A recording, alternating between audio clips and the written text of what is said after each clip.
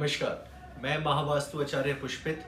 आज मैं आपको वाटर एलिमेंट के उन खास कैरेक्टरिस्टिक्स के बारे में बताऊंगा जिनको सुनकर समझकर आप बहुत आसानी से अपने घर में भी और किसी और के घर में भी आप ये फाइंड आउट कर सकते हैं कि क्या उस घर में वाटर एलिमेंट बैलेंस स्टेट में है या इम्बैलेंस स्टेट में है। इम्बैलेंस स्टेट का मतलब है या तो वाटर एक्सेस है या वाटर कम है, राइट। और बैलेंस स्टेट है जो इसके बीच की स्टेट है। अगर मैं इम्बैलेंस की बात करूं तो आप समझ लीजिएगा या तो वहां पर वाटर एलिमेंट की जो पोर्शन है वो ज्यादा है या वहां पर मैं कम होने की बात कर रहा हूं। वाटर की एक सोल प्रॉपर्टी होती है और वो प्रॉपर्टी है फ्लोइंग। भाई पानी का काम क्या है? पानी का काम है बहना, और पानी बहुत बिना किसी फल के, बिना किसी इच्छा के पानी आपका बहा ही जा रहा है। तो वाटर की सोल प्रॉपर्टी क्या है? फ्लोइंग।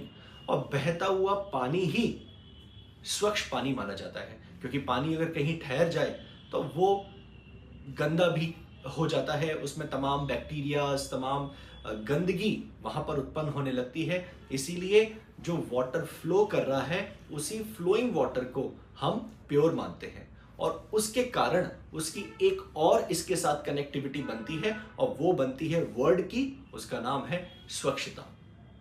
तो पहली वाटर एलिमेंट की जो टर्मिनोलॉजी बनी वो बनी फ्लोइंग के साथ। दूसरा उसका एक वर्ड बना क्लैरिटी के साथ, स्वच्छता के साथ। हम सभी को पता है जैसे जो पृथ्वी और हमारे बीच में जो वाटर का पोर्शन है वो सेम है। जैसे जमीन पर अगर खेती करनी हो तो बिना पानी के आप उस खेती को नहीं कर सकते, और उस खेती को होने के बाद वो जो सब्जियां, वो जो साग सब्जियां, दाल, ये सारी चीजें हैं, जब वो आपको मिलती हैं, आप उन्हें कंज्यूम करते हैं तो वो एनर्जी में कन्वर्ट होता है, जिससे आप एक सर्वाइवल कंडीशन में खड़े हो जाते हैं। सेम एज इट इज आपके शरीर के अंदर का पानी आपकी इम्यूनिटी को डिफाइन करता है, उन पोषण तत्वों को डिफाइन करता है जो आपको हेल्दी बनाने में आपको सक्षम रखते हैं। तो इसका मतलब क्या है कि वाटर एलिमेंट की अगर कहीं बात हो रही है या वाटर एलिमेंट को अगर फाइंड आउट करना है तो कैसे फाइंड आउट करेंगे कि उसकी एक वर्ड को पकड़ें, समझ लें, ध्यान कर लें, flowing. Second is what? Clarity. And third is what? Immunity. अभी मैंने 3 आपको वर्ड बताए हैं। अभी हम जब आगे बात करेंगे तो और भी वर्ड्स आपको समझ में आएंगे, और मैं आपको एग्जाम्पल के साथ समझाऊंगा कि आप इसको कैसे अपने घर में रिलेट कर सकते हैं। दूसरी चीज, अगर जब आपके घर में, जो भी मैं आपसे आज बात कर रहा हूं, अगर आपको लगता है कि आपके घर में वाटर एलिमेंट इम्बैलेंस स्टेट में है, बट फिर भी आपको कोई समस्या नहीं है उस वाटर एलिमेंट से रिगार्डिंग, तो मेरी बताई हुई कोई भी रेमेडीज आप मत अप्लाई करिएगा, क्योंकि जो प्रकृति है ना, जो एनवायरनमेंट है, उसने आपके घर में वाटर एलिमेंट को ऑलरेडी बैलेंस स्टेट में क्रिएट किया हुआ है, उसमें बैलेंस बिठा रखा है। तो अपनी तरफ से कुछ भी एड ऑन या कुछ भी घटाने की जरूरत नहीं है। सो हम बात कर रहे थे वाटर एलिमेंट की। वाटर का काम, जैसा कि मैंने बताया, कि फ्लोइंग है। तो ये जो फ्लोइंग वाटर है ये हमारे जीवन में कैसे रिलेट करता है, मतलब वाटर एलिमेंट का हमारी लाइफ पर किन किन सिनेरियो में इंपैक्ट आ सकता है। पानी का काम बहना, और बहता पानी ही स्वच्छ है, निर्मल है। निर्मल का मतलब जो मल रहित है, जिसके अंदर कोई गंदगी नहीं है। और वो पानी जो स्वच्छता है वो आपको स्पष्टता प्रोवाइड करता है, आपको क्लैरिटी देता है। और कैसी क्लैरिटी?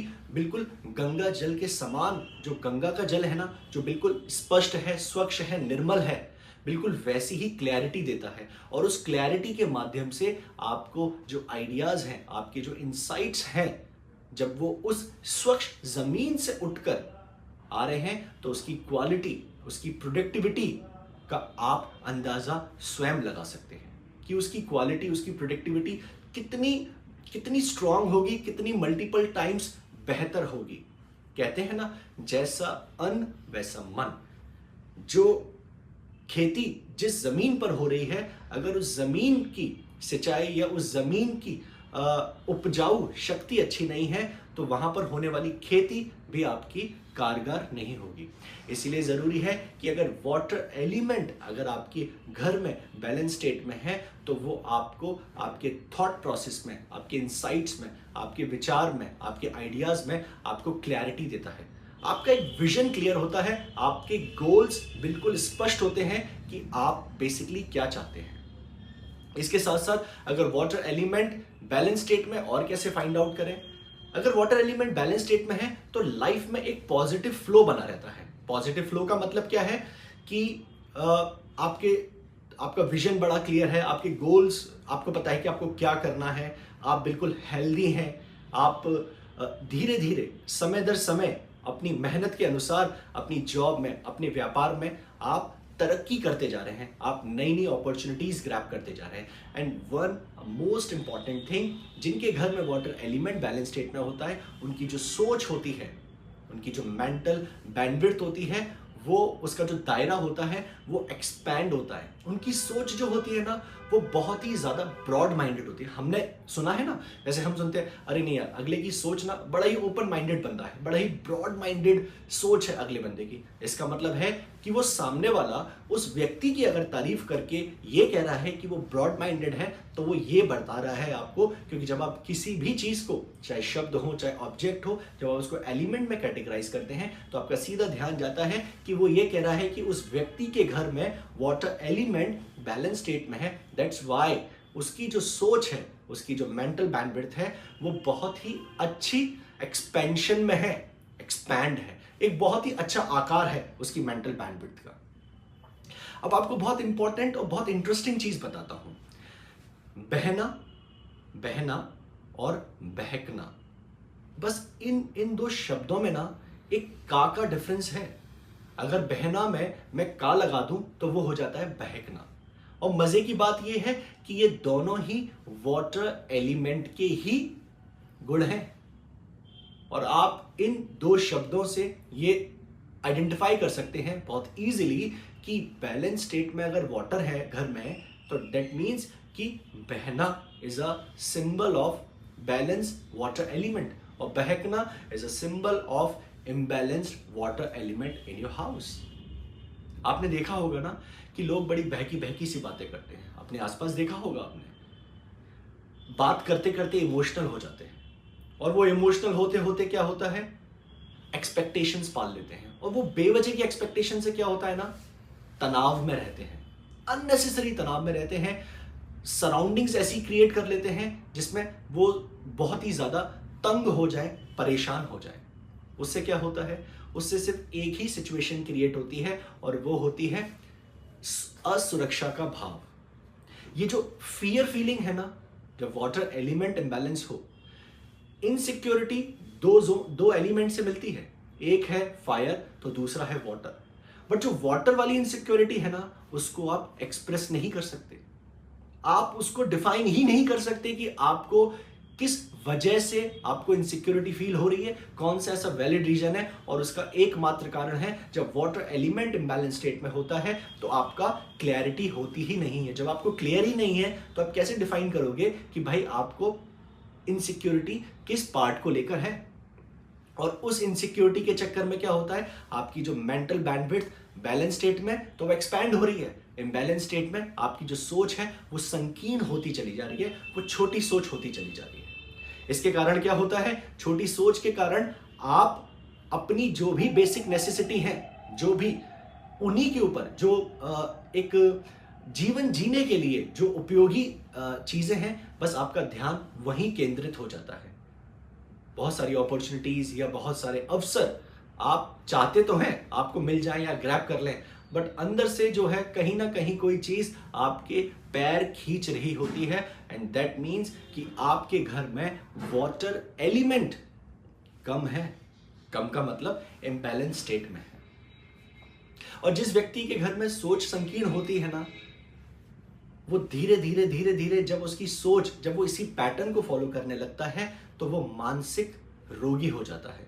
जैसे हम कहते हैं ना, कुछ अपने आप में ही बात करते रहना, या पता नहीं कौन से दुनिया में है, या ये कह लीजिए कि कुछ समझ रहे हैं ना आप जो मैं आपको बताना चाह रहा हूं, कि वो अपनी ही सिचुएशंस में इतना उलझा हुआ होता है कि उसको यही नहीं पता होता कि साथ में चल क्या रहा है।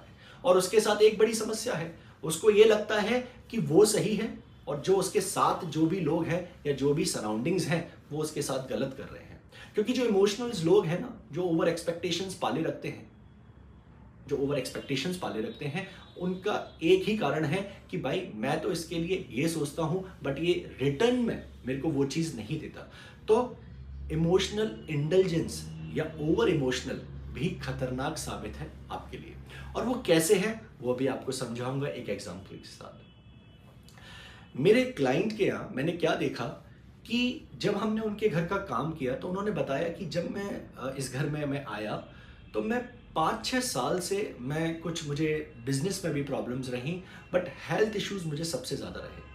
और 4-5-6 साल बाद मैं ये फाइंड आउट, मतलब मुझे अर्थराइटिस निकला, तो मुझे ये बीमारी 42 साल की उम्र में मुझे हो जाना ये मेरे लिए शॉकिंग था। और धीरे धीरे मैं बहुत ही डिप्रेसिव और एक नेगेटिव स्टेट में जाता जा रहा हूँ अपनी हेल्थ को लेके। तो क्योंकि जैसा कि हम जानते हैं कि महावास्तु में हम एक कंड्यूसिव एनवायरनमेंट क्रिएट करते हैं, वी आर नॉट चैलेंजिंग कि हम कोई हेल्थ इश्यूज को ठीक कर देंगे, बट फिर भी एक कंड्यूसिव एनवायरनमेंट जब हम महावास्तु में क्रिएट करते हैं तो जिस भी डॉक्टर की आप दवाई ले रहे हैं या कोई अच्छा डॉक्टर या कोई वैद्य आपको कनेक्ट हो जाता है, जिससे आप स्वस्थ होने में आपको वो दिशाएं मदद करती हैं। तो जब उनके घर का वास्तु किया तो टू बी वेरी फ्रैंक 30-40% उनको रिजल्ट्स मिले, जो मुझे एक्सपेक्टेड थे या मेरे क्लाइंट को एक्सपेक्टेड थे। क्योंकि रेफरल क्लाइंट थे, किसी के माध्यम से आए थे, तो एक्सपेक्टेशन ज्यादा थी, तो हम उस एक्सपेक्टेशन से रिजल्ट हमें नहीं मिले।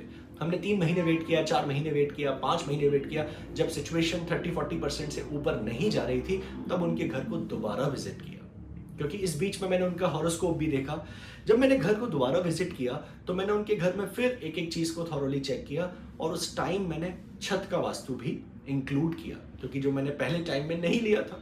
बट मैंने जब सेकंड टाइम में उस छत का वास्तु इंक्लूड किया तो मैंने क्या देखा कि उनके घर में ये जो नॉर्थ है ना, नॉर्थ और north east, basically N4, N5 and N6 में उनके overhead water storage tank cemented बना हुआ था। और उस सीमेंटेड टैंक के चक्कर में जो ये बेसिकली टैंक है, जो भी ओवरहेड टैंक्स हैं, that comes in earth element. अब आप ये समझिए, ओवर इमोशनल भी होना खतरनाक है। और एक व्यक्ति, अर्थराइटिस क्यों हो रहा है, एक व्यक्ति जब अपने इमोशंस को एक्सप्रेस नहीं कर पा रहा तो वो जो घुटन है वो शरीर में ही अंदर है, और वो घुटन आपके जॉइंट्स में रूखापन क्रिएट करती है, जिसको हम कहते हैं वात रोग, और फिर आपके जॉइंट्स पेन करने लगते हैं। ये घुटने जो भी जॉइंट्स हैं वो पेन करने लगते हैं, जिसको हम अर्थराइटिस कहते हैं। तो जब मैंने उनके घर में, क्योंकि वाटर एलिमेंट के जोन में अर्थ एलिमेंट है, अर्थ एलिमेंट का मतलब है मिट्टी, और पानी का काम क्या है, जैसे मैं आपसे कह रहा था कि वाटर का काम है फ्लो करना।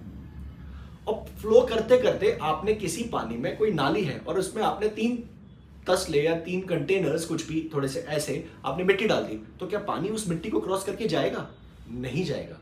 पानी क्या होगा, वहीं फैलना स्टार्ट होगा, वहीं फैलेगा तो वहीं रुकना स्टार्ट हो गया तो वो सड़ना शुरू कर देगा। तो वाटर एलिमेंट के जोन में जब ओवरहेड टैंक वहां पर मिला तो उनके जो इमोशंस थे वो दबे हुए थे उनके अंदर। जब वहां उस एलिमेंट बैलेंसिंग के माध्यम से, जब वहां पर हमने स्पेस एलिमेंट टेक्निक का यूज करके स्पेस एलिमेंट थोड़ा सा ऐड किया, उसको काटा, कुछ चीजें करी, जब उसको वहां से चीजें बैलेंस की तब उनको रिजल्ट्स मिलना स्टार्ट हुए।